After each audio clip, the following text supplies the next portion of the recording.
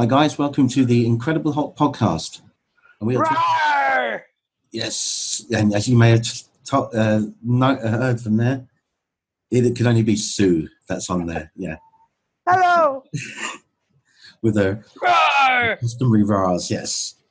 And it's going to be full of R's today. Yeah. We are talking about the episode 747, as we say over in the UK. You probably say 747. Am I right? Yes.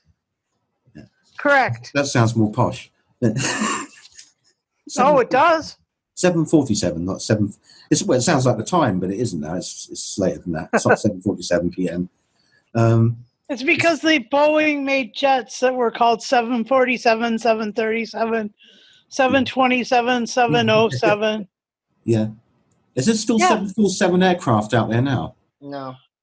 There's about 2 left in the air, or 3 left in the air, I think is what I heard. And when I asked the flight attendant on my latest United flight, or American flight, and really there aren't very many Boeing jumbo jets in the air.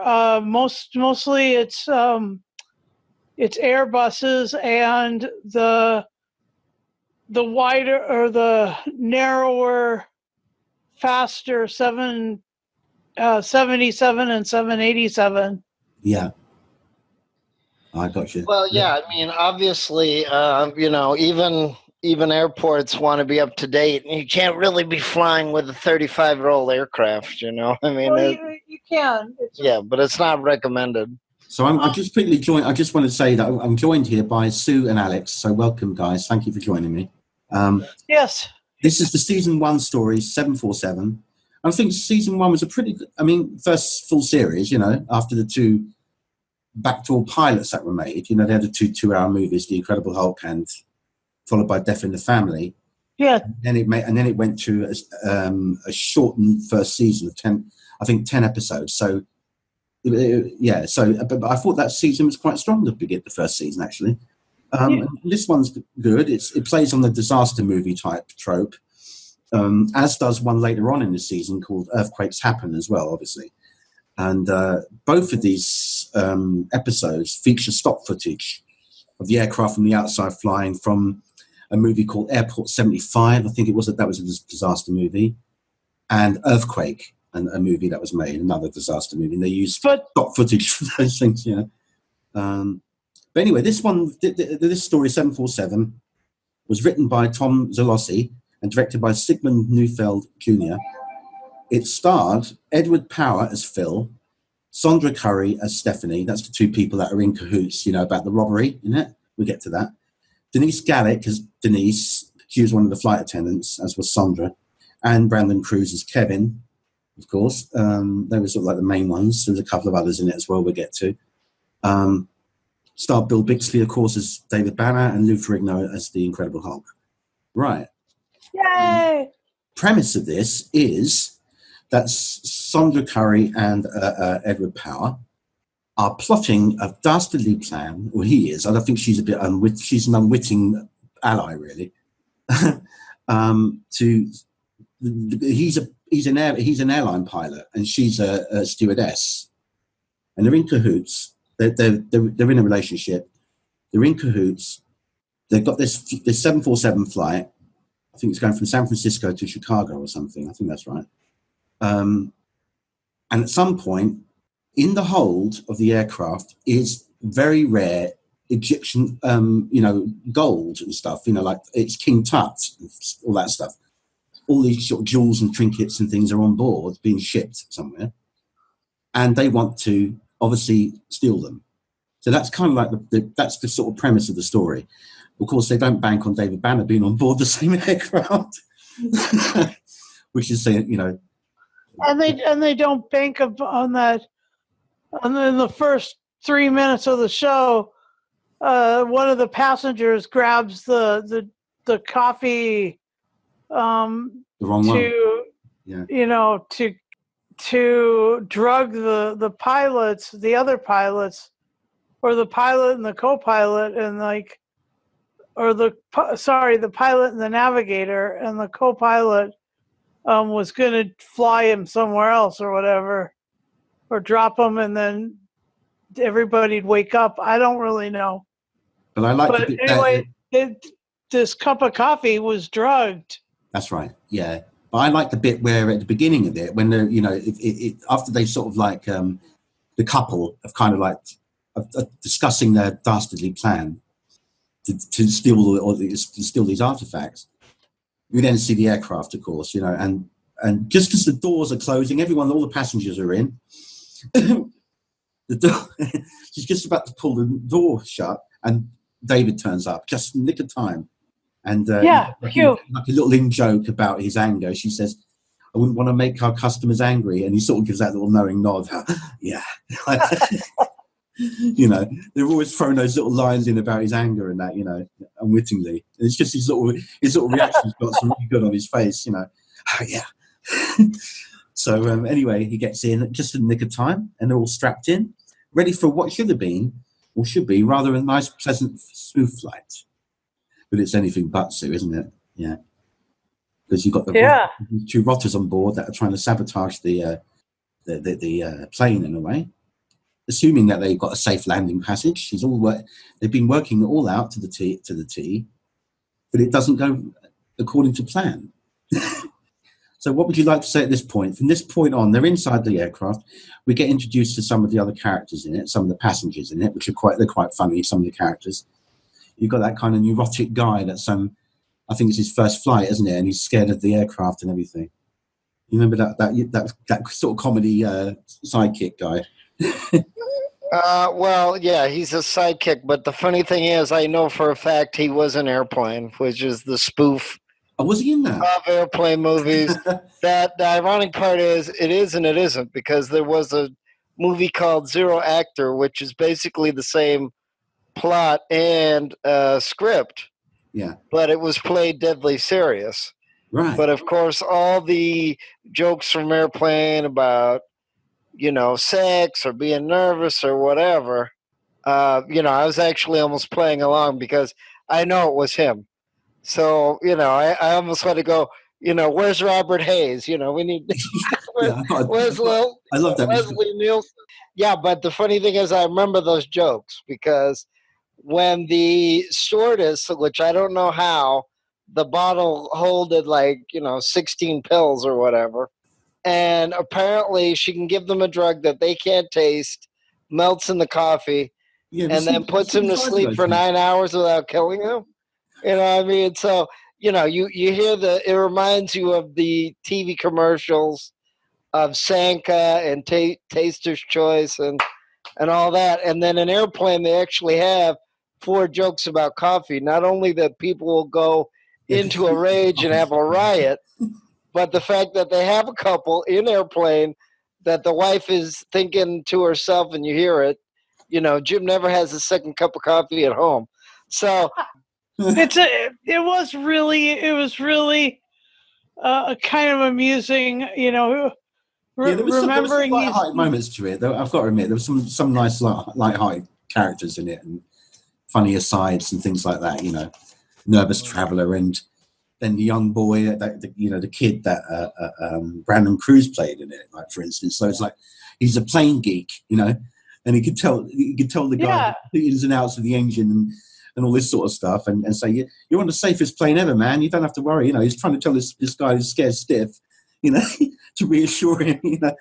So there's all these things happening in it, as well as like the foul play that's going on, and David getting more and more suspicious as he always does. He's always got a great radar for foul play or anything dodgy, Well, the funny thing is when he's sort of interrogating the flight attendant. It was so funny how he said flight attendant, and then at the point he says, we can keep going round and round all day. Yeah. And it was so funny. I want to see him now. Yeah. Yeah, nobody interrupted him. Nobody said, flight attendant, I need a pillow or whatever. And then unfortunately he bumps into the captain, which is even, worse, and then goes into the cargo hold. That's the co-pilot. Or whatever. But I'm just saying, he's actually the He's You the know, captain, though, isn't he? The guy that's doing the deed is the right. actual captain of the plane. He's the main. Yeah, captain. I mean, whether he's the captain or the co-pilot, but the funny thing is, But he was the main captain. The other two were like okay. the But the left seat pilot, the captain, was the one slumped over, and so was the navigator in back. Oh, forgive me. I thought I could have sworn he was like the main guy. I'm getting it. So the right David's seat, asking for the captain. the only seat that was empty that they could actually get to at the beginning was the left seat, or I'm sorry, the right seat.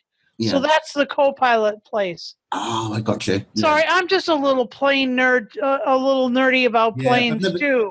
See, I don't know. I don't know much about because I've never actually been in the cockpit before, so I don't know which seat they're on. You know, so yeah. Here you go. I'm not familiar with it, but yeah. But I believe you. Yeah. Yeah, but I mean, again, I think they didn't really care as long as it looked realistic enough. And it did. Because if you notice, I mean, it's a huge plane, and then the other thing too is, all the hydraulic, during the fight, the hydraulic fluid is coming out, and it's red, but they don't see it on the instruments at all, and they don't realize until almost the end of the episode as well. So I mean, it was so funny in a way, even though it was very professional of David to go, well, I'm also the pilot, and we'd like any other pilots to come. Yes, that's right. And see the new, the new technology. And I know plenty of people. That would have gone, oh yeah, why? Or they would have said, you mean this plane's crashing, don't you? Yeah. Do I get a discount? Do I get a discount with my tour? Or something like that. But David goes down to the old hold with the captain, doesn't he? He says, "Can you come down? I need a hand with something." Yeah. Of course, David goes down. He always walks into trouble. And once they're down there, David is lured by the, oh my God, it's so dark and I can't reach. Yeah. To like that old ruse, and suddenly he's locked up. Yeah. Can you go in? He's in a cage. Yeah. Yeah, and no flashlights. No flashlights or anything. Yeah, that's convenient, isn't it? Yeah. And then the funny thing is, he does everything in front of David. It's like, dude, couldn't you at least blindfolded him or something? You know what I mean? He's the whole thing to him. He's showing him all the bloody jewels and everything. What he's taking him and looking at. Yeah, and I think that it's really funny that when he's looking at these antiquities, he thinks that they're the real ones. Because, I mean, I'm sure that the British Museum, where the original King Tut's tomb antiquities are, or the Egyptian Museum in Cairo, those places don't ever send out the real antiquities on tour. As far as I know, they always use replicas. Yeah. But so here's this pilot thinking, oh, I'm going to make it rich with these replicas, and they're, he's taking them out of their cases. I mean, what a way to ensure that they get broken or damaged, especially if he's going to throw them out of a plane. And then, we don't get to see the Hulk out because he's in the cage. Yeah, we see the old eyes. I was like, oh, I love those Hulk out moments anyway. It was quite good in there, though, because he was like, they were slipping and sliding everywhere with that fluid going everywhere, weren't they? Yeah. And the Hulk even fell out of the plane at one point, and he's hanging onto it. Do you remember? Yep. He's hanging outside the plane. Yes. And the guy, the rotter. Yeah, and that was another thing. Like, you're going 600 miles an hour, 500 miles an hour, and you're pushed out of a plane, and you're just kind of hanging there like you're hanging on a straight thing. I mean, the physics were amazing. Yeah. But the Hulk is better than all physics. And out here, I was thinking he would just grab the plane and pull down and Anyway. And I was also impressed with how he managed to pull his own body weight up back into the plane, because that's difficult to do when you're hanging from there. Yeah, with those triceps. Oh my gosh! He pulled himself right up. He was getting I mean, Yeah. So anyway, the guy gets knocked out by mistake. I think he jumps or something from him to miss it, because the Hulk throws a crate at him and he jumps out of the way and knocks himself out. Yeah. And so he's down there in the hold, unconscious. The Hulk's on, and then the Hulk goes. So then there are no pilots. That one's unconscious, and the two up top are unconscious. Yeah, that's a bit. And all these passengers have no idea what the hell's happening down there. Yeah, there's a green man running amok, and there's no one flying the plane. Oh yeah, well of course you have the nervous passenger seeing the Incredible Hulk, so he opens the door. And it's like he can't believe it, and then he opens it up again. And I said, "Where's the guy from Airplane that says I picked the wrong week to stop popping pills?" I just kind of, But I love how he sits back down and he goes, "You'll never believe me. You'll never believe me. You'll never believe me." Believe what I just seen. It's like William Shatner in the Twilight Zone episode. I know, yeah. So I mean, it's funny. Just nailed it. Yeah, but I mean.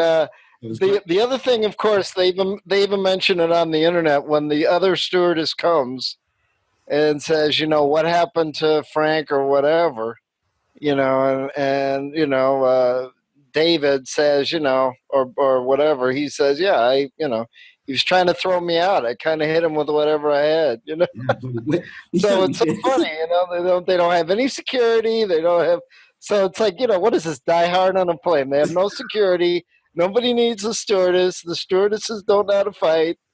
All that, so it's like, when I first saw it, I was like, oh man, this is a total ripoff of a disaster movie. Well, that was the idea, pretty much. Yeah, so I mean, yeah. Obvious later on when they're trying not to crash. I mean, it is entertaining. Don't get me wrong, and it is actually funny if you think about it. It is. There's some funny moments in it. So anyway, the old Hulk, comes back down from his anger and changes back to Banner. Yeah. And the young girl is really quite nice. Is like down the old intercom there, which is in the cargo hold. And so everybody all right down there? Everybody, she comes down to see what's going on. And David's back to normal, and he's found himself a shirt. Right? I don't know. He does it. Yeah. Yeah, he finds shirts everywhere. Yeah. So he's all right, yeah. But the door's still open to the plane. That's been ripped off due to the air pressure, I think. So there's no, they could get sucked out if they get too close to that bloody door, It's no, it's not broken. No, she shuts it, doesn't she? I think that's right. She shuts it up, closed. So that was the last of the hydraulic fluid that you what happened to that? To shut the door and to put the landing gear down later. That was all she wrote. Yeah, we didn't find out much more about the fluid stuff. Yeah, apparently there was a gaffe in that. I read up a little, they said a couple of things, that continuity errors in the episode, right? And one of them is when the fuel thing breaks, when the Hulk out happens down there, and you see all the stuff spraying out, the fluid. Lou falls out, and when he gets back in, there's no fluid anywhere on the floor or anything. They shot it out of order. So yeah, there's continuity errors you don't see, but now you probably see it now once you know. But apparently that was one of them. So, it was there one minute, next one it wasn't. Yeah, I mean that's the other thing too, is that I don't know if it was, an error in the editing or whatever, but there was plenty of scenes, especially even in the first season, where, it really wouldn't make sense even if you're not, with physics, even when the Hulk breaks down a door, of course it wouldn't break that clean, you know what I mean? And stuff like that. Yeah. So according to IMDb, some of that green body paint that he used was in the, the seats as he finally runs through the plane toward the end. That was another one I saw. I read it. Yeah, that was another one I saw. That was another. Yes. Those physics things, like a pressurized cabin won't be able to be repressurized. Once that pressure is gone in that cargo hold, all the cargo would be sucked out, It wouldn't just sit there I mean, this is the other thing too that I mean, as I'm watching it and I'm seeing the body of the airplane, I kind of went, aren't they flying a little low? I mean, you think they fly a little higher, I don't even know with how the high automatic they were in the pilot. mountains, though, weren't they, at one point? Yeah, but it seemed a little. Even then, it seemed a little close to the mountains. You know what I mean? The Hulk is in the cockpit was an interesting scene. So I mean, it started off with. It ends up, the setup sort of for that bit really is that, Banner, after he comes back, after he comes down as the Hulk and he meets up with that nice stewardess, whose character's name's Denise and her real name's Denise as well. And he tells her what happened, and he's, this guy was going to kill me. He's trying to rob all these artifacts, blah, blah, he's drugged the crew, all this. Oh my God. What are we going to do? And that's how they end up in the cockpit. And David has to pretend to be the captain, on the tannoy to do it. That's what you were saying earlier on. Are there any pilots here that'd like to come up and check out the latest developments of the 747? Please come along. Trying to remain calm in a crisis. Well, to a point he did. He did later on. He lost the plot completely, but. He lost his cool. He lost his cool. He tried to control it. Bless his heart. He really did try and control it on this one, because he was in a real. They were in a real bloody dilemma. Yeah. But well, I mean, it's also it's also funny how the kid and the stewardess didn't seem to say, what happened to David, and they didn't seem to put the the old superhero ploy that you just put eyeglasses on or you run. And somehow the people that just saw you don't remember it was you, or they don't make the connection. You know what I mean? I mean, it's like, he hulks out and tells them, get out. And they seem to have forgotten where David is. They seem to. Yeah. What's interesting about that, when he's talking to flight control and he's trying to get the help, he's trying to, get help from them to to get this down safely. Right. There's something that, I don't know if it was intentionally funny or not, meant to be funny, but it's like, this guy is like the guy that he talks to, that senior guy, the guy that's giving him instructions from the head guy. The pilot. Asked him about what can you read? What's the readout and all this kind of thing, and what's the whatever, I can't remember what he was asking. All these different sort of technical things on the cockpit readout. And he puts his hand over the mic and goes, he hasn't got a chance. Yeah. I thought, that's fucking nice. Yeah, and like all these funny the kid is the one who knows where everything is in the cockpit.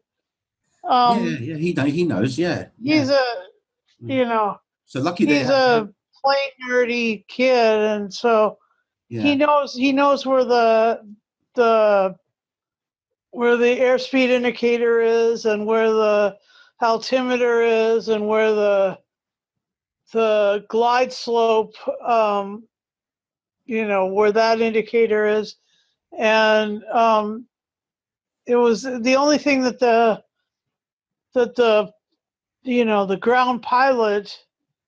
ground-based pilot told him was where the hydraulic thing was. Yeah. And how they got the gear down was amazing, because there wasn't any way that would that would work with the hydraulics gone. He was basically saying to him, the guy on the air traffic thing was saying, you've got to pull that thing back. The what do you call it? Like a steering wheel in some respects. Get everyone to help you. So there's only 3 of them in there. And they're all trying to pull it back together, and they can't. And then he tries and he tries, and the guy's saying, because he doesn't know what's happening, you can only hear him. He's saying, "Don't lose control, David. Don't lose control." Yeah. Unwittingly saying that. Yeah. Keep in control, David. And he's hulking out as he's saying this, and he's still saying it to him as he's like mid-transformation, and he's going a bit further in, and he's still trying to pull this bloody. I know, it was like 3. 300 times. You know, it's like, boy, oh boy, I wish they had video because I would have loved to see the pilot's face. You know, If you what saw the that, heck am I talking to? Yeah. Yeah. But what was good, that, you know, that also that I think that's the only time in the whole of the Hulk's TV series history that it was the longest Hulk out on screen. Yeah, I mean, he was a Hulk for a really long time, and then I mean, he was a Hulk in the presence of that boy, and he really had a lucid intellectual, ability with the kid around. It wasn't just his normal, fury. Yes. Yeah. He was really the Hulk was kind of like just a confused child, wasn't he? When he right, but I mean, with the other kid there, he had a lucidity to him. Yeah. That usually is missing. Yeah, I mean, even the later Marvel universe, when during that Thor movie with him, when he spent 2 years as the Hulk, the Hulk didn't have many lucid moments. He said it had been 2 years, but he didn't even remember any of that. So. Yeah, and also the calmness of Brandon's character in it. He wasn't like frightened by the fact that David was there 1 minute and then this is bloody green giant sitting there. Well, no, they ran right to their seats when the whole started, but I mean, the funny thing is they ran right to their seats like they were going to crash right away, and I kind of went, if I was in the cockpit and I was getting ready to crash and somebody else with me to get out, I wouldn't just immediately run to my seat and put the seatbelt on. I'd want to know, but I mean, it was so it was kind of amusing. Yeah, it was kind of amusing how the airplane should have been a lot more damaged, and there didn't seem to be any damage when, all these doors are opened and all these doors are. I mean, even I sort of remarked about how, the Hulk can run, that's fine, but nobody's around. I mean, you got an airplane that could technically crash and everything and blow up. Yeah. And it even hits one of the little I don't know what. Yeah, on the runway, and I said, "How come I don't see anybody?" I mean, I would think that somebody would want to be there, to make sure this thing doesn't fly through the entire airport, or crash right through the window. The other thing that was interesting that I thought was the stewardess who was able to carry this thin vial that held 24 pills that she was willing to spike people's coffee with, and thought she was going to get away with it. There's a scene toward the end where she is helping people, get ready for the quote-unquote crash positions. Assumed crash positions. Yeah, did you notice that there was a scene where, it almost looks like she's crying or she's ready to, pass out for like 10 seconds? So I don't know if that, if they couldn't do it or if they wanted to, her to realize how much trouble she might be in. Maybe. I'd have to look at that again. I didn't really spot that bit, Alex. I'll have to look at that. Yeah. Yeah, there was a scene where, you don't know if she's crying or. I think she's just realizing, how much deep trouble she's in, and she's probably regretting. Yeah. She was very unwitting right from the start. Really, he did all the work. I mean, it's pretty funny for a stewardess that she doesn't realize that. Not only is it a crime, but it's very, very dangerous. Exactly. I mean, it's, she could have killed everybody on the plane. You've got people's lives at stake. You've got, 100 or so passengers up there and crew and, Yeah, I mean, she's acting like she's giving them laughing gas. Oh, no big deal. Yeah. It's no big deal. Very but I mean, it's like crew out. That's dangerous, man. Yeah, I mean, they don't even really say what happened to the pilots. I mean, there they are sleeping. So I was actually agreeing. They'll wake up in time. Don't worry about them. Yeah, no. But the funny thing is, even an airplane, which was a comedy movie, they show the stewardesses pulling the bodies, down the aisle. But in this one, they don't. So that was pretty much it, really, wasn't it, guys? Yeah. He landed the plane successfully with the help of Brandon's character. They got it down, and rampaged. That was quite a funny moment. He rampaged through the passenger aisles. All the people screaming and everything. Well, that's because there are no. I mean, the cockpit on a 747 is on the top. I'm making a hump with my hand in case because this is an audio, but an audio podcast. So you'd have to go down. But it's at the top of the hump, and then and so you have to go all the way through first class, down the stairs, and then even further into economy to get to the front doors, the front cabin doors. So of course, first class economy. He's got the Hulk has all these seats to go by, and all these passengers to amuse or frighten, and you were I was expecting, or you were expecting that's when the Lonely Man theme would play. But then there was a later scene that had, him on the phone with that doctor in Chicago and stuff. And so then there was the Lonely Man theme after that. That's right, because at the beginning of the episode, you see him, don't you? We forgot about that bit. It was like bookended on this episode because episode ringing them up, and he was going to go to this place, I think probably like to help cure himself or something. It was someone who was working with gamma-based neurology. Yeah. Funniest thing, That's where he was headed on the plane, of course. That's where he was supposed to head to, yeah. But of course, it was wrong. So now he couldn't make it, obviously. And the doctor is going to be in Europe for 3 months. Yeah. So he's missed out again on the... Poor David. He just got... He gets so close and then he gets so far, doesn't he? Yeah. There's always something. He's going to have to wait for another 3 months, poor guy. By which point he'll be moving on from town to town, having more mishaps, in between. It never goes well for him. Yeah, it never does. Poor guy. He's just, he can't handle his emotions. He can't handle stress. He can't handle being locked up. He can't handle being hit. He can't handle being shot. He can't handle being bit, and he can't handle dogs and other beasts that want to eat him, and lions and stuff. He's got a rough life. He has. He really does. He's a brilliant scientist, a brilliant doctor, actually, and he just can't handle the other stuff in life. Yes. Put himself in the front line. And that kid, and that's really what the kid was reaching, was David when the Hulk was there, and the kid was holding his hand and pulling down on the throttle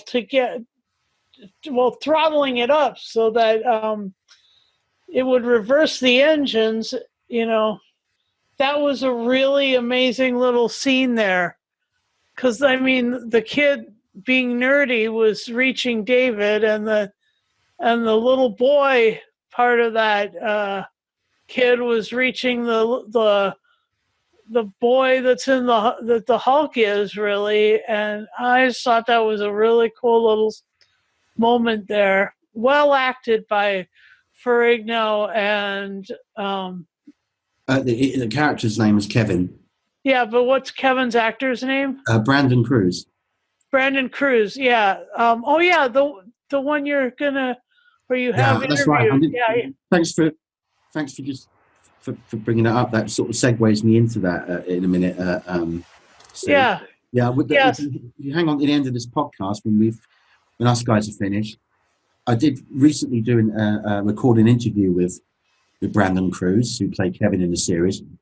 And has had a long friendship with Bill Bixby since he was a kid in the courtship of Eddie's father, which was a big series in the late 60s and 70s in the States. So he'll be talking a lot about Bill on this and about the campaign he's doing currently to get a star on Hollywood Boulevard for Bill Bixby. So he's set up a GoFundMe for that. We'll be talking about that, and I'll have the link on there for that as well. Cool. So, guys, I think that's pretty much it, because obviously, Bill's rang up the lady. He's back to square one. He has to wait 3 months. So he's on the move again. And we get the Lonely Man theme again, of course. So back on the road, poor David. And off to another adventure. Yeah. Hitchhiking around the world. Yeah. Around the States. Yeah. He doesn't go anywhere else. Yeah. But there's a lot to see in the States. That's the thing. It's a huge place. So he could travel forever doing that. Yeah. Yep. It's a lot to explore. So anyway, that's it, guys. I want to thank you, Sue. Thank you very much, and thank you, Alex, as well. All right. Roar! We're talking about the season 1 story, predominantly called 747. And I got a guest here who's going to be talking about that as well as other aspects of his career and the campaign he's doing currently to get a star on Hollywood Boulevard for Bill Bixby. So we'll touch upon those things. So I'd like to welcome my guest, please. It's Brandon Cruz. How are you, Brandon? I'm doing well, Frank. Thanks. How about you? Yeah, good, thank you. Yeah. Okay, Brandon.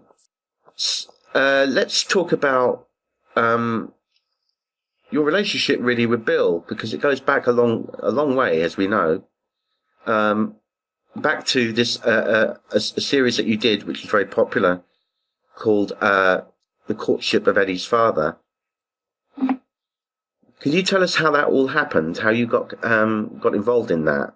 Because obviously you were very young at the time. Yeah, I think about 5, weren't you? 6, yeah. It was 1968. I'd been wanting to be an actor for unknown reasons. Still to this day, I have no idea why I wanted to be an actor. I guess I kept telling my family when I'm on TV, not if, but when. Yeah. And that to me was, I look back at it as, I grew up in a pretty crazy household, and I just didn't want to be there, even at that early age. So I'd done a play when I was 4.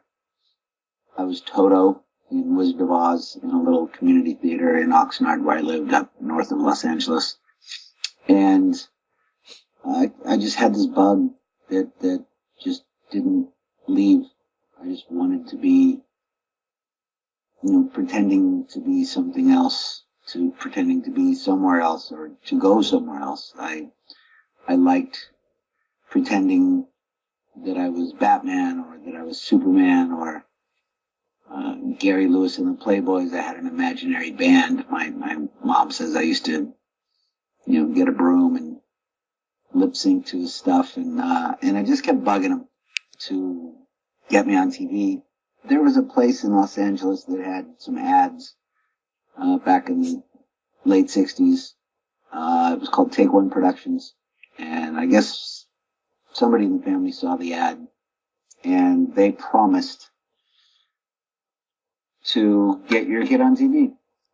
And it was really a rip-off kind of place. They just took your money. But they had a photographer, and they had early videotape, and they had me come down there. And like the whole family went down there. My mom was pregnant with my littlest brother, and so everybody got in the station wagon with the mattress in the back, like we did back in the old days, and the kids all just went berserk. And I got down there, and they took photos of me, and they had me learn some lines and do a little commercial, and nothing really came of it. They did call about an audition for a commercial that I didn't get. I didn't go. We lived 60 miles north of Los Angeles. It was quite a trek to get everybody down there back in 1968. Yeah. So what the company did was put my picture in their window for some unknown reason. And a guy named Gary Schaefer was walking down the street, and he worked for James Comack, who was producing Eddie's Father for ABC. And he walked inside and said, "Hey, who's that how do I get in touch with this kid in the window? I didn't have an agent. And he said, well, I want to see him for the part of Eddie on this TV show. And the place kind of lit up. Like nobody had ever really come in and asked about anybody before. And my family was contacted. My grandparents ended up taking me down to the Eddie's Father audition. I walked in. There was an auditorium full of kids. I guess Mike Lookinland, who became Bobby Brady, was being considered for the part, and I was a lot younger than what they were looking for. I was maybe a year or two too young, and I was really, really small. I didn't know how to read. I just finished kindergarten, and I was led into an office with Bill and Jimmy, and I didn't know any lines. My family didn't know to prepare me for the part. We weren't a Hollywood or an acting family or anything. So Jimmy just said, why don't you walk to the door, turn around and look and say, Daddy, I love you, to Bill. And I did. Jimmy then looked at Bill. They nodded, took me by the hand and asked where my parents were. And I said, my grandparents brought me. And they walked up, and my grandmother had recounted the story to me by saying, we looked up, we saw a guy that we knew from Damn Yankees, which was Jimmy, and Bill from My Favorite Martian. And they said, hello, we just wanted to see who was responsible for Eddie. And I got the part on the spot. And September 28th, 1968, we filmed the pilot. And I was then an actor. Ah, wow. So what's interesting, though, Brandon, is that the part is a little different because you weren't acting as such, were you, in it? You were reacting. Yeah, Bill. To what Bill was feeding They you. wanted a kid. Yeah. They wanted a kid, I guess, who, in my memory, Bill really didn't want me to be anything other than who I already was. He just wanted me to react naturally to what was a pretty unnatural situation where you had a crew of, 40, 60 people behind the camera. And then Bill and I in front of it. And we did a scene one time with Sammy Davis Jr. And Sammy came in, being Sammy Davis Jr. Then he went in hair and makeup, and we went to go rehearse the scene. And they used to shoot the rehearsals a lot because they would get some reactions that they could use. And so we all got into this elevator, which got stuck in the scene. And Sammy had the first line. And now I'd been talking to Sammy in hair and makeup and stuff, and he was telling us stories about Las Vegas and Frank and Dean and, all the Rat Pack stuff. And so we get in the elevator, and Sammy is wearing these horn rim glasses, and he's in this little tiny suit and this little skinny tie, and he looks very different. And he uses this kind of nerdy voice because he was playing an accountant. And I'd never seen anybody transform their persona that way. And I had the next line, and I didn't say anything. I just stood there staring at him. And Bill said, okay, cut. I think Brandon has seen acting. So we do another take, and I decide I'm going to act. And I don't know what kind of voice or reaction or whatever I did with my line, but Bill stopped and took me to the side and said, Brandon, no acting. So it was always known that I wasn't supposed to be anything other than what I was, which was a little kid who was reacting to Bill, who was pretending to be my dad. Yeah. And, he was a great guy. He was so giving, so generous, and such a professional. And he knew what was needed, to get the best, performance out of me. And, he helped me do that, time after time. He would read the scripts with me. Basically, Bill taught me how to read. it was really a special experience, because I just didn't have to do anything, out of the ordinary. It was a sappy show. It was corny. It was not, it was not real. The apartment that we had was, by standards of any time, a giant luxury apartment. We had a maid. It was very unreal to my life, that's for sure. But I just learned how to react naturally in a very unnatural situation, and Bill helped groom that and bring that to the screen. And I think he did a really good job. But he directed some of the episodes early on in Eddie's Father, and that was his first directorial attempt, and he ended up directing quite a bit after Eddie's Father. He directed, before he died, he was directing Blossom, so he got the bug for directing on Eddie's Father, and I think he was directing me from the first scene we ever did together, which I remember very well. Yeah. With Victoria Vetri, who was the 1967 Playmate of the Year. She was the woman who was on the pilot episode. That ran for about 4 years, didn't it? Is that right? About 3.5. We were on the air we premiered in 69, and we went off the air in 72. We did like 3.5 seasons, I think, 79 episodes. Quite a lot, yeah. Yeah. So after that, Brandon, what happened next for you? Were the roles coming in pretty quickly for you on the back of that, or? Yeah, when I finished Eddie's Father, after we were canceled, which was quite a shock to me. I didn't really know what was going on in the background, or everybody involved says now that it had turned into the Jimmy Comack show. And some people place blame on Jimmy for, letting the writing get away from the story of Bill and I and involve him more. But I wasn't involved in any of that. I was just a kid doing, fun stuff and hanging out with Bill a lot and a couple of other people from the crew. It was easy to transition over to do stuff. Like 2 weeks after Eddie's Father was canceled, I did the pilot episode, or the first episode after the pilot of Kung Fu. Then I did a Gunsmoke. Then I did a medical center, and I just did a bunch of guest star type of stuff as a kid. And I hadn't worked with other crews before, but I worked with a lot of really great professionals. Yeah. The people on Gunsmoke were a machine. I mean, they were amazing.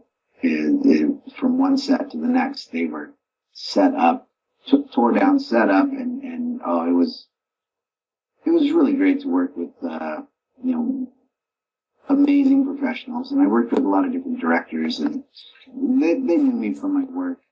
And I never had an audition up until 75. I had to audition for Bad News Bears, and I was kind of taken aback by that. I didn't know that you had to really audition.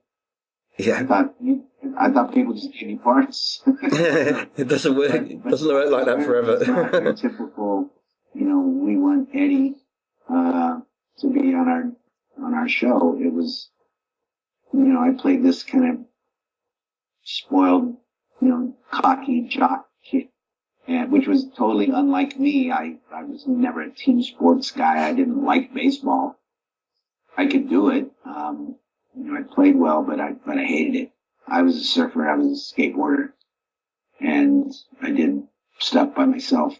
Yeah. Because growing up famous was pretty weird. I didn't like to be around a lot of people because it was like the first time I had to go back to school while filming Eddie's Father, back to the school that I grew up at with all the kids I grew up around. The principal and the teachers decided it wouldn't be a good idea for me to go out for lunch because half of the school wanted my autograph and the other half wanted to beat me up. Bloody.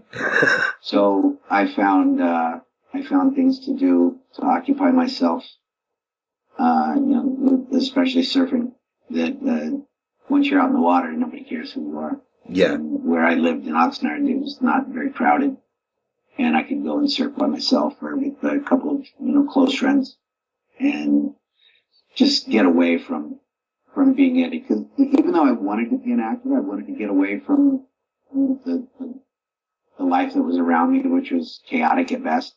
Once I got famous, I didn't like it.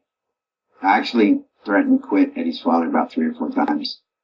I once went into James Comac's office and in tears said, "I retire. I hate this." Well, they didn't let me retire. I think I was at 8. Young to retire, yeah. Yeah, fame's a bitch. It's really difficult, and in different ways I deal with it, even to this day, 50 years later. People think they know about you. People think they know you because they've seen you, whether it's from my punk rock bands or from my very, very brief acting career. I mean, I acted from 68 to 75, and then I did a handful of things since 75, like, some corny little movies and it's just stuff. But I'm not an actor.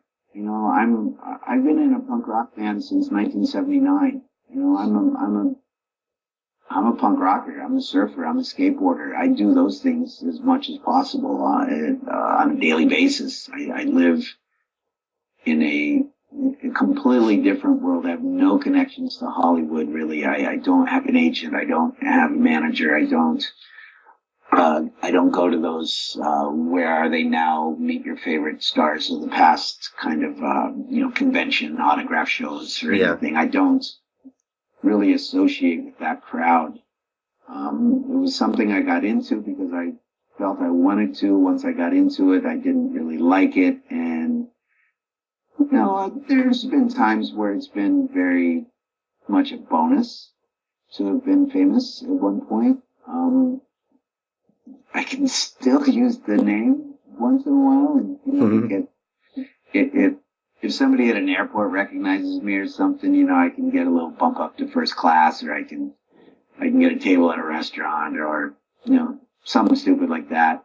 But it's not like I carry around the, former child star thing as anything. I'm as far away from acting as I possibly can be. I live in Denmark. Not a lot of acting roles coming my way. I was an actor for maybe 6 years. Yeah. I've been a human for 56. I've done a lot besides acting. I just know that Eddie's Father was a very beloved show. The episode 747 of The Incredible Hulk was pretty well received because it was Bill and I coming back together to work, alongside each other for the first time since 1972. So, that went over well. Bill called me for that, and he jokingly told me he wanted me to audition for the part. And then said, no, I'm kidding. I got a role here. I want you to do it. It'd be fun. So we did some press and publicity for that. And, then we did the episode, and it was fun to work with Bill again. He was really into that part, man. He threw himself into everything that he did 100%. He's very much a perfectionist. He was very professional. He did a lot of his own stunts, even though he had a stuntman. He hurt himself a lot. He blew his knee out on the show. He messed himself up. Yeah. But he did what he loved to do.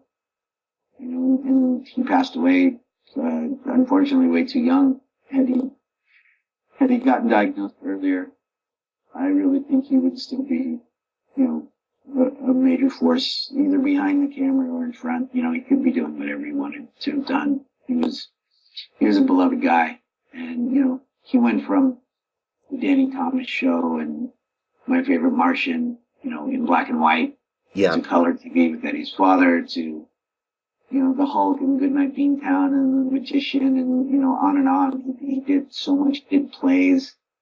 He did commercials. He did specials. He hosted things. He was a guest on game shows. He did a lot of stuff. And there really wasn't anything Bill couldn't do. He was very funny. He's a really good comedic actor. He's a great dramatic actor. He did a Streets of San Francisco episode where he played like serial killing nun. Oh yes, I've seen that. Dressed up in a nun habit. He was a psycho.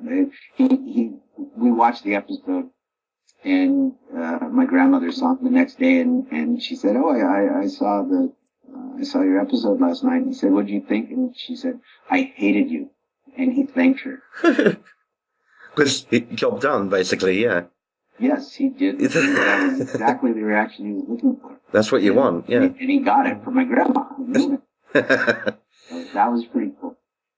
Let's go back to 747, please, Brandon, because we just only briefly touched upon it. Obviously, as it's about that episode, I'd like to ask you a few things.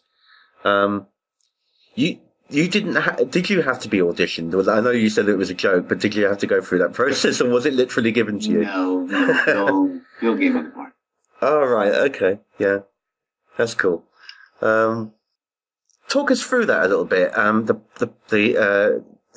How you saw your character in that, because he's this lad is a bright kid, and he certainly knows about the ins and outs of airplanes quite a lot, So I just wondering how you approached that. How did you sort of, because you were actually doing more acting there as such. It wasn't reacting anymore. You were acting a part. No, not really. I read the script. The script told me what to say. Yeah. It's I don't know if it's a big secret, but acting is not difficult. You just read the script and you listen to the director tell you how to do it, and then you do it. Yeah, yeah. It was really, I think that the ease of working with Bill again just made it so natural that, the script said, say these words. At that point I could read, and I read the lines, I memorized them. They said action, we did our thing, and if the director didn't get out of it what he wanted out of it, he said, okay, take 2 and take 3 and on until you got it right. And then you moved on to the next one. So it's really not rocket science. I wouldn't say anybody can be an actor. I look back at Old Eddie's Father episodes, and I think I was horrible. Obviously, forcing the lines to be kind of corny, which it was, and I think my delivery was I was a horrible little actor, but people thought I was good. I don't know why. It's not something I'm comfortable with watching what I've done. I tend to pick apart all the stuff. But 747 was a fun episode to do of The Incredible Hulk. I got to work with Lou, and land the plane, which was a prop. It was a set. It was the fuselage of a real plane, but It was cut in half, and there was a lot of room. Planes aren't that big. It did look very effective. It looked very effective, Brandon, didn't it? Seats rather easily. Yeah. I fly a lot these days, and I've never had the ease of a big, comfortable airplane like that. And I fly up front quite often. And it's it was pretend. It's not real, and we're not really those people. Of course, so, yeah. As far as acting in the role of 747, I was pretending to be a kid who knew about airplanes. It's all pretend. It's all make-believe. It's not real. Not to take anything away from it. It's entertaining. And I think that the entertainment value is what, movies and television are all about. It's escapism. It's watching stuff that interests you. I don't watch a lot of television. I go to movies. I like 2 hours of blowing things up, or I like really stupid comedy. But as far as television, I just watched all of Breaking Bad, and that was the first time I'd ever watched Netflix. And this is 2018. Yeah. I'm 56. I'm way behind as well, don't worry. And I've never watched Netflix besides Breaking Bad. Well, now I'm watching a show from like 2012 called Suits, which is good. Which is really, really good. So I have a friend here in Denmark who's a big Netflix fan. Yeah. And they recommend a lot of different shows to me, and I say, no, I don't have time, because I work a lot. But I had some time, and I've watched one series and a portion of another. So I don't know, maybe I'll be using this a little more. There's so many media outlets now. There's all this streaming stuff and everything on the internet. It's accessible, and you can watch it whenever you want. There's no commercials. That's right. That's kind of cool. I don't like the majority of the commercials. I don't understand any of the Danish commercials, so I don't watch TV here. I don't understand Danish very well either, so that makes it kind of difficult. It does a bit. I travel. I'm in a different country or a different state or a different continent quite often. So my work requires a lot of concentration, and that's a big distraction. So I'm not a big consumer of entertainment. I go to live concerts. I see bands. Yeah. That's my entertainment. Or I go surf, or I go skateboard. And get away, or I do photography. I was around cameras a lot. I was in front of a camera a hell of a lot of my early days. I was the only kid surrounded by adults, and the photographer on the set showed me how to use a camera at a really, really young age. And I've been taking pictures for a very long time. I have a blog. I sell prints off of it, and that's just a hobby. It's a passion, but it's a hobby. Yeah. Selling the prints is kind of a surprise when somebody actually likes something that I just happen to take a picture of. I guess I'm still around being creative. Being in a band is part performing, part pretending, but punk rock is a lot more personal. You sing a lot about things that you feel strongly about. That are either entertaining or informative. It's rather political, and given the political climate of the States these days, there's a lot to be angry about. There's a lot to be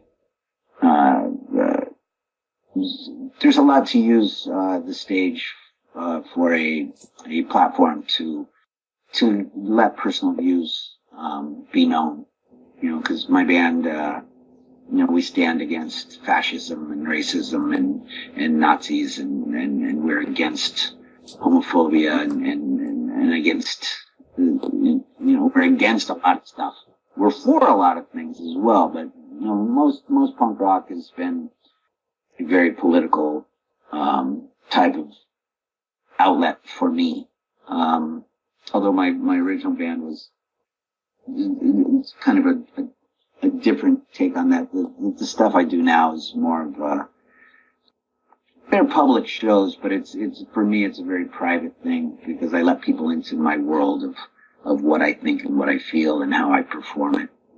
Yeah. So that acting part kind of comes in, I guess, to a degree, but it's not pretend, really. It's the real deal.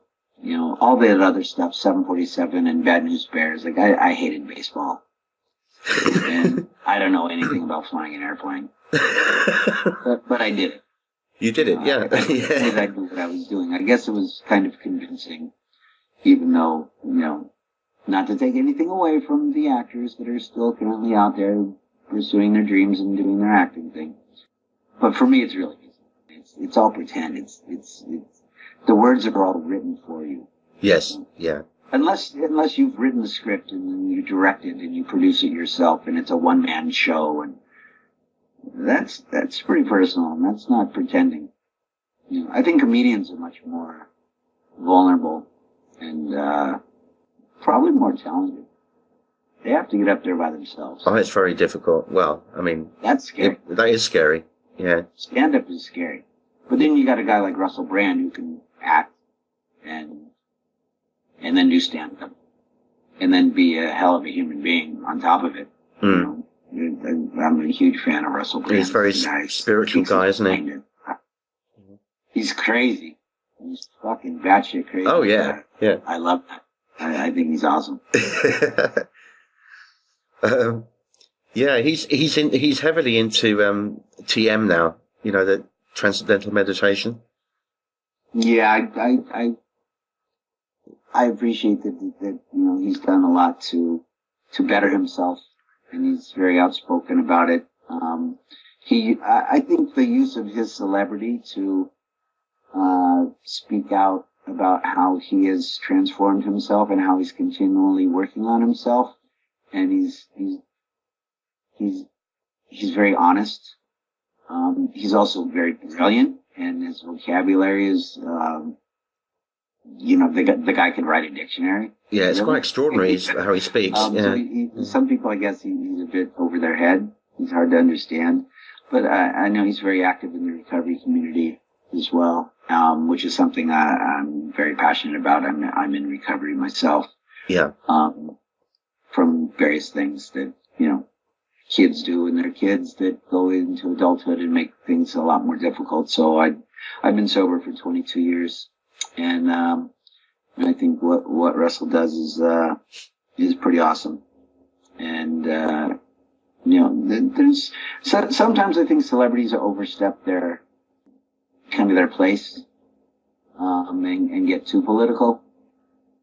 I mean, I listen sometimes. Bono springs to mind. on either Facebook or YouTube or you know, whatever social media, anti-social media, whatever you want to call it. You know, there's a lot of people who are really full of themselves who say a lot of stupid shit, which is, you know, dude, it's like, you know, I got an organ, I'm going to grind it, and you better dance, monkey. This is kind of how I look at actors. It's like, I don't want to hear what you have to say. You know, if you're so politically outspoken, get a band or write a book, and then we can selectively see it or not. Yeah. But this constant bombardment of, you know, I like entertainment. I am kind of despising politics for quite a while. I mean, it's good fodder for punk rock, but it's, you know, I left the United States. I just don't live there anymore. Yeah, I think there's certain ways of expressing it, you know, rather than ramming it down someone's throat, you know. Well, you know, to be fair, I guess I don't have to listen to it. You know, I don't have to. I don't have to listen to it, but it's kind of like a car crash. Like you want to watch, but you don't. It's like the only reason to watch car races is for the crashes. You know, it's kind of sick. It is. You know, I guess I have a sick sense of humor. Now, bringing us up to date here, Brandon. You are currently, or have been for quite a while now, raising money for a star for Bill Bixby on Hollywood Boulevard. Yeah, for quite some time now, and I just wondered how that's going.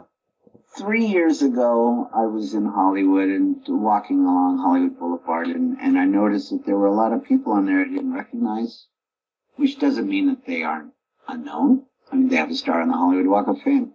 So I did some research into it, and I realized that anybody could buy one. And I was kind of taken aback by that. And Johnny Grant was somebody I knew. Johnny was known as the mayor of Hollywood. He lived in the Roosevelt Hotel on Hollywood Boulevard and across from the Chinese Theater. And he was the guy who unveiled all the stars. And so I contacted him and I asked what it took to get a star. And when I was told that it cost money, that was a shock. I thought that they were an honorary thing that were given to people who were deserving. And then I, you know, because I had walked and looked at the different stars and seen, you know, people on there who were represented that either I didn't know much about or just thought, wow, really? They've got a star? Where's Bill's? And Bill doesn't have one. Yeah. And I really found that to be quite an oversight. And I looked into it some more. And I realized that, yeah, I can cut a check and buy Bill a star. But to be truly an honorary thing, I felt it should come from the people that loved and Bill and were entertained by Bill. So I started a GoFundMe 2.5 years ago to get Bill a star. And at that time it was like $30,000 or $35,000. Now it's $40,000. Keeps going up. And you have to be voted in. And I guess 200 people are submitted and they pick, I don't know, 10 or 20, and then they give one posthumous. And that has to be voted in. And 2 years ago, we had a guy who was a big fan of Bill's who said he would match the funds. And there's all sorts of paperwork. The Hollywood Chamber of Commerce runs it. And in my opinion, they do a very terrible, terrible, terrible job. There's a certain woman who's kind of the head of it. And she's not somebody who likes me very much. Because when I started the GoFundMe, I received an email stating, you can't do that. Right. And I asked why. And the way a star is given these days is if somebody has a new album coming out, or somebody has a new movie coming out, or a television show, or is just doing really, really well, their publicity team goes into the publicity team goes to work, and they get the studio or the they just get a big corporation to pay for it. You know, I know that you know, MGM and Sony and different Paramount studios like that. It's in their best interest to promote the celebrity to get a star, and they're buying them. The current president of the United States has a star, which has been bashed to hell. Oh God, yeah. Repeatedly, and defaced in various incredibly humorous, wonderful ways. So at this point, it's kind of, do I want Bill Starr to be by that guy, the president? I mean, that's kind of, that would take away from it, but would Bill's addition to it give it some class? And that's where I'm coming from. I think Bill's addition to the Hollywood Walk of Fame would be an honorarium to recognize the person that Bill was. He was he was the nicest guy in Hollywood. You know, when he passed away, it was, you know, John Ritter, and then John passed, and now it's Henry Winkler. And I hope Henry's healthy and fine. I don't want to lose Henry. Henry's a wonderful guy. But I think Bill's addition would be not only long overdue, but just something to class the place up. Because Bill entertained and did so many things for so many people. He helped launch the careers of so many people. What's really frustrating is that when I started my campaign, I had a friend who was a big fan of a certain movie. And he went to the location where they filmed it and realized that the house was in disrepair. And he wanted to fix it up. And he called me and he asked how I did my GoFundMe. And at that point, I'd raised a few $1,000s. And, you know, I'm attempting to get a star for a human being. And this guy started a GoFundMe for a house and got $100,000 in a short amount of time. Yeah. I'm at $21,000 2.5 years later. That to me is, I'm at a loss for words. I don't know why Bill hasn't had the people step up.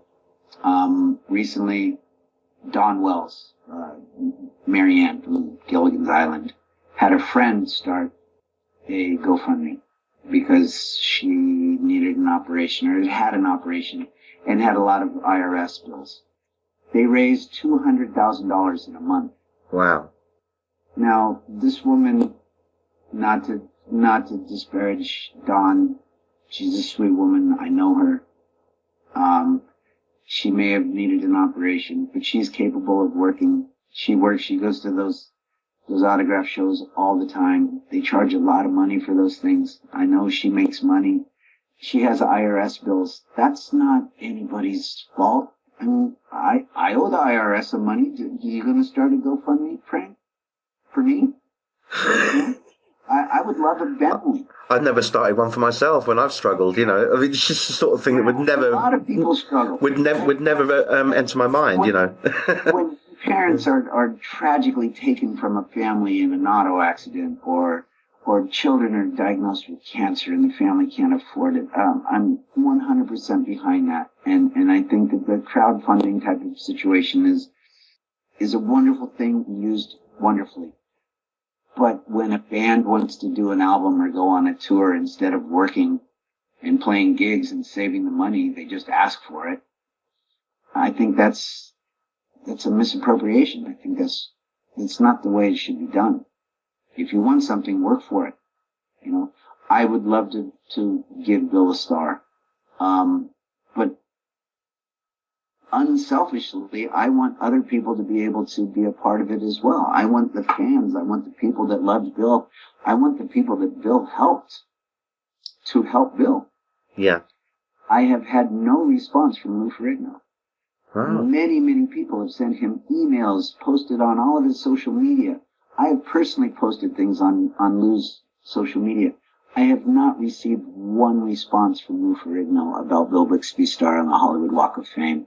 And to me, I'm not going to use the language I would like to, but fuck Lou Ferrigno. I could say a lot worse. He has not responded. It's been 2.5 years. He knows about this. Yeah. One Hollywood celebrity has donated anonymously, sent me a nice email. One person that knew Bill on a friendly basis. Didn't work with him. Bill didn't launch his career. Bill didn't help him. They were just friends. And he was generous. He's a great guy. I didn't ever know him personally. I now correspond with him a little bit. I think I follow his Twitter or something. I have 200 people on Twitter that follow me. I don't have a huge social media presence. It's not that I'm against it. I'm a Facebook idiot. I'm probably obsessively addicted to it, but I also despise it because I think it's both. Yes, yeah, I'm torn both ways as well. About modern technology, and one of the main reasons why modern technology is so horrible, because the social media stuff, it creates so much misinformation. The whole term of fake news was that stuff was happening well before that guy got into office. There are many keyboard warriors out there, and I'll admittedly say I'm one. I have a very short fuse and a quick temper, and a mind full of things to say and opinions to voice. And it's a very dangerous place for me, because I do that and then I shoot my mouth off, and then it comes back to, well, not haunt me, but it amuses me. I mean, it's only Facebook, it's only Twitter, it's it's just a chance for anybody to hide behind the veil of basically anonymity. I mean, you can start a fake account, you control everybody. Facebook does their mediocre semi-best to keep people saying who they are, but I know there's a lot of people out there who aren't who they say they are, doing things they shouldn't do. But to get back to the point, I have a social media campaign for Bill to get him a star on the Hollywood Walk of Fame. I think it would be a wonderful thing for him to have. I've been fighting for this for over 2.5 years now. The cost has gone up to $40,000. GoFundMe takes money away from that. I've raised 21. 2 years ago, when we were almost to the point of getting the nomination submitted, we ran into a problem. Bill's ex-wife, his widow, we were in contact with her through a lawyer. I had to hire a PR firm. I had to hire a lawyer. That took money away from the fund. But this big fan of his was going to match whatever we didn't come up with. He was going to see the rest. So we had the funds in place. We approached the lawyers of the widow, and it seemed she was not on board. It was then, I was then informed that she was possibly having some form of early onset Alzheimer's or dementia or something. She was not well. And she couldn't or wouldn't sign. And then one day she was all ready to do it. And then the next day she wouldn't do it. And we went back and forth with the Hollywood Chamber of Commerce. And this is where the woman who runs that and I got into it. We wanted to have somebody declare her incompetent or just not hostile, but just somebody who wasn't cooperating. And Bill has living relatives. He has a cousin in Northern California, and he's been a big part of this. And he wanted to sign for the posthumous awarding of the star. And the Hollywood Chamber of Commerce fought me on it. And they said, no, it has to be the widow. I said, well, the widow married him 6 weeks before he died. His cousin has been his cousin for his entire life. He's in his 60s. Why not let a family member do it? Bill has no living family. And his widow, doesn't matter what I think of her. I don't feel it's because they were married that she has the right to withhold Bill's ability to get a posthumous star on the Hollywood Walk of Fame. So I've been fighting it. Recent developments, such as it took 15 years for the fans of Weird Al Yankovic to raise the money to get him a star. He just got it. God. Weird Al's going to get one. It was crowdfunded. Yeah. I don't know where. I never saw a GoFundMe for it. I don't know how they did it. But it took them 15 years. Wow, wait. Weird Al, yeah, you know what? Weird Al deserves a star. He's funny. and he's entertaining. And people know him. I've no problem that Weird Al's getting a star. And, you know, I met him once. I think he's hysterical. He's very entertaining. That's the kind of people that should be on there. You know, that it took 15 years, and it speaks of, you know, the travesty of why does it take so long? The fund that I have on GoFundMe has been shared on Facebook 23,000 times. Gosh. Now, if every one of those shares generated $2, we would have the money. Yeah. People talk a lot about it. 318 people have donated in 2.5 years.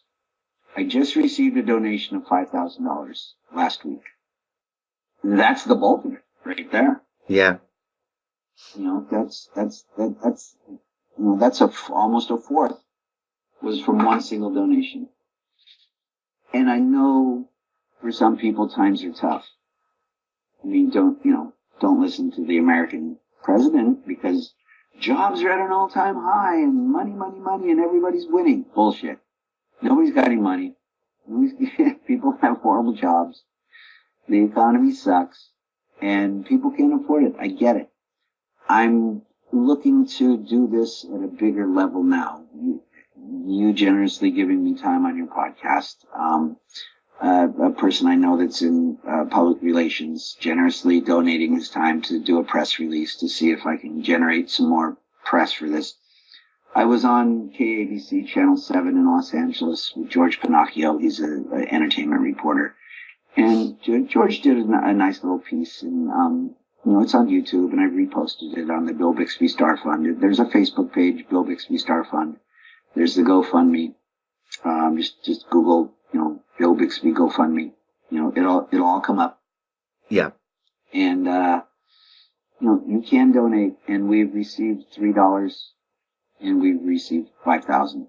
So it doesn't matter if Bill touched you in any way appropriately.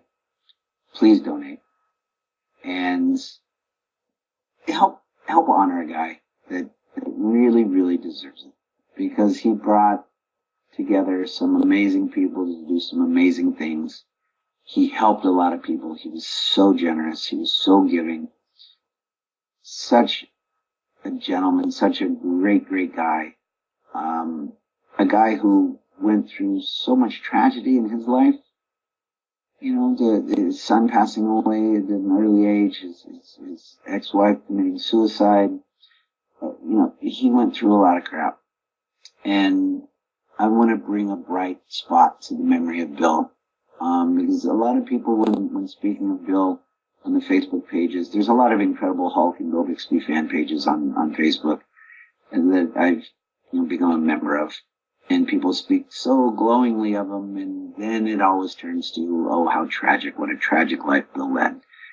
Passed away at 59, prostate cancer, and it was treatable, it was curable. Well, not for Bill. Unfortunately, Bill didn't get to the doctor in time. And, maybe now it would have been, beatable. But, Bill passed in 1993. Yeah. Maybe he's not in the public eye enough. Maybe he's certainly famous enough. I just want my faith in humanity to be restored a little bit and it is. Every donation that comes in, I just think, you know what, people are awesome. And then 8-9 days go by, and I'm plugging away at this thing, and I'm promoting it on Facebook, and my little tiny 200 people following me on Twitter. That's what I got. I'm busy. I'm working. I live in Denmark. It's not easy to dedicate a lot of time to this. I thought that the fans would run with it. I thought that the entertainment community of Hollywood would run with it, and that this would be launched and funded and done and submitted. And if we didn't get it in that year, we'd put it in the next year. Everything goes into a bank account. It's all accountable. Anybody can ask me anytime to see it. I did early on mention that if it just was taking too much and it just was not going to happen, that the money would be donated in Bill's name to prostate cancer research. I did a documentary recently on the life of Bill, and I was informed by the people that they were in contact with Bill's widow, and I did get to talk with her, and I do have a signature. So, screw the Hollywood Chamber of Commerce. I'm GoFunding this. I have the needed signature. I have everything because of in light of the news of Weird Al Yankovic having a crowdfunded star that was accepted. They can't tell me I can't do this anymore. I've read their bylaws. I've read all their paperwork. I've scoured all that crap that the Chamber of Commerce keeps throwing up to make this difficult on me and on Bill's fans. So I'm not doing this alone. And there's no way they can stop it. They cannot nominate him. They have to accept the submission. We can submit every year. If he is denied 2 years in a row, we have to wait a year. But I'm a very patient man. Yeah. And if I don't do it, my son's going to do it. And if my son doesn't do it, my grandson's going to do it. And I don't even have a grandson yet. Hopefully it doesn't take that long. Yeah. I hope so. But I'm not stopping until I have an absolute definitive this is not going to happen. And then we donate the money to cancer research. And I don't think anybody has a problem with that. And if they do, please contact me through the GoFundMe site or my Facebook page, which some people question if it's really me on Facebook because I use a different middle name. Right. Because I do like a bit of anonymity. Yeah. Yeah. No, it's obviously me. But I've been questioned by people about donating, saying, no, this is a scam. I want to assure people that the Bill Bixby Star Fund and the Bill Bixby GoFundMe site are legitimate. It's not a scam.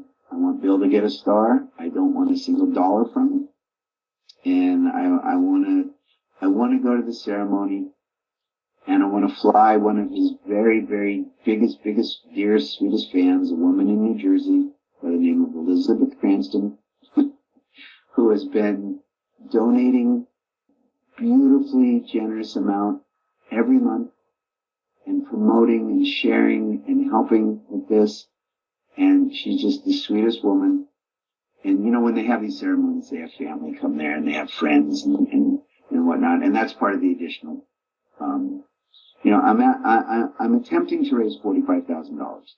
If GoFundMe hits $45,000, there will actually be about $38,000 in there. 2 years ago, we had to hire a legal firm. We had to hire a publicity firm. That came out of somebody else's pocket. The funds will be available to get Bill the Star. I would love to see it go over. A lot of donations go over. Don Wells' GoFundMe was trying to raise $180,000. I think it went over $200,000 in a month. And I don't think the campaign is closed. I think people can still donate to Don, which I suggest donating to Don Wells as well. And then you can send me unmarked bills to help with my IRS. Right. Fund, which doesn't exist. No, I'm not asking for a handout. I'm asking for people to honor Bill. And it's a financial situation. And I know financial things right now for a lot of people aren't that great. But I don't think Lou Ferrigno's hurting too much. I don't think the Hollywood cast of Blossom is doing terribly. Mayim Bialik on the biggest show on television, Big Bang. I think she's doing pretty well. You know, she was helped by Bill a lot. Zero from her. No response. I've sent her many different links to the same thing, the GoFundMe site. You know what? That's how much I watch TV. I didn't even watch Bill's show that he directed. I don't know anybody else who's even on that show. But that's how unconnected I am to Hollywood. I don't know who these people are. Not that they aren't anybody, but they're just people. And some of these people are doing pretty well. Some of these people could write a check and cover the whole thing, but I received no, I don't know if there's no interest or if it's a political thing within Hollywood, like you can't do that, you shouldn't do that. I don't know what Ferrigno's problem is, why he's not even giving me the courtesy of a, sorry Brandon, I can't do that right now. Like DC or Marvel or whoever it is that did the Hulk says I can't do it or whatever, or why can't Universal Studios or why can't the comic book company step up and say, oh, the guy who put the Hulk on television, let's get him a star. You know, it's good publicity for them. But no response. It's troubling, it's disturbing, but it's not going to stop me. One way or another, we're going to get Bill recognized with a Hollywood Walk of Fame star or a very generous donation to cancer research, especially prostate cancer research, because that's what took them from us. But number one, I want the star in the Walk of Fame. Yeah. I put out a press release through the PR firm we had a couple years ago that I was going to go to the Walk of Fame, and I was going to hold a little rally for Bill. And I was told, not too nicely, by the Chamber of Commerce that I would be removed from a public place. I would be removed by the police for simply stating the facts. So, yeah, good old free America. Yeah. That's why I live in Denmark. I've been cut off for reasons unknown to me. Why people are making this difficult. Why people would stand in the way of letting fans honor somebody that they admired, somebody that they loved. I just don't get it. It's a big reason I'm not part of Hollywood anymore. It's a big reason I don't consider myself an actor. I really want very little to do with that attitude. And it's a multiple billion-dollar business. I can't fight that. I don't want to go up against it. I just want him to make good movies. I just want him to give Bill a star on the Walk of Fame.